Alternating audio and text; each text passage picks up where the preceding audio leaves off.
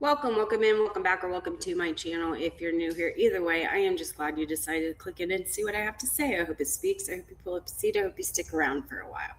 I do apologize. I am extremely sick. I might have to pause this and blow my nose a few times or clear my throat.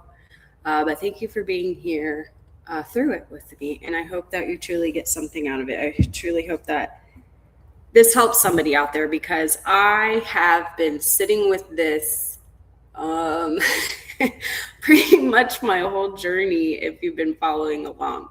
You know, all the writing, all the posts, all the words, all the experiences, the understandings the Lord has walked me through. And the question underneath it all is why? I think that is the question that we have. Some more than others. You know, sometimes we bring that question to the Lord more than others. Okay, guilty. But it's true. It is the question I think that we all have in doing anything, you know, that brings us resistance, especially. You know, why? Why say anything at all? Why not stay quiet? Why not keep it simple? Why not just blend in?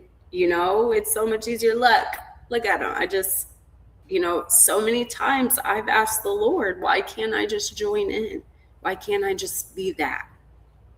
And if I'm being honest, I have tried all of that. I've tried softening it.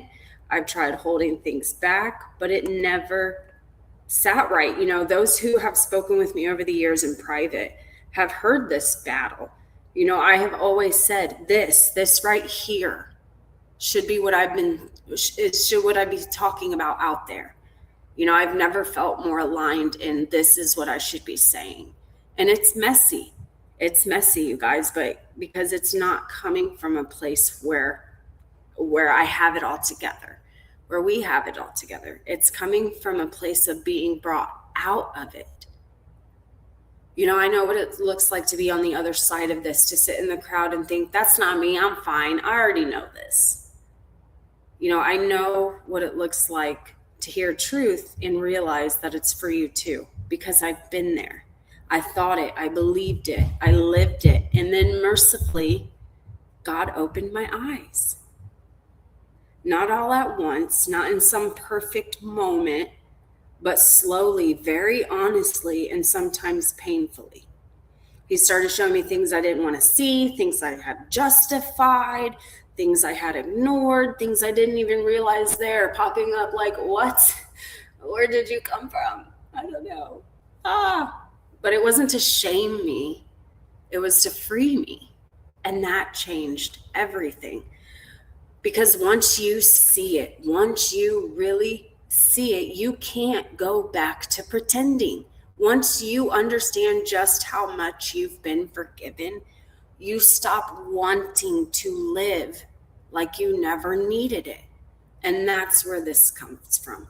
We don't speak because we think we're right. We speak because we know we were wrong. We don't speak because we're above anyone.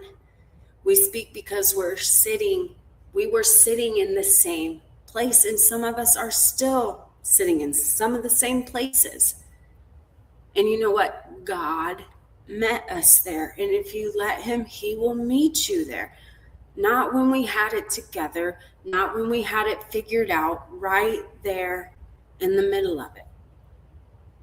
And he didn't just leave us there. He calls us out of it, out of sin, out of blindness, out of living for ourselves, into truth, into mercy, into new life. So I won't hide that. I won't clean it up to make it easier to hear, because if I do, someone else might be sitting there thinking that message isn't for me. And it is for all of us. That's the whole point. That's why we speak, because we've been called to go, to tell, to point people back to him. Look at me, sinner, but look at him and what he does. Not to call people out, but to call them in, not to condemn, but to invite repentance in life. not to elevate ourselves, but to lift up Jesus. Because the truth is, we all fall. We all drift. We all need mercy. And pretending otherwise helps no one. Absolutely no one. So if something I say makes somebody pause, look a little closer, question something, or even feel uncomfortable, maybe that's not rejection.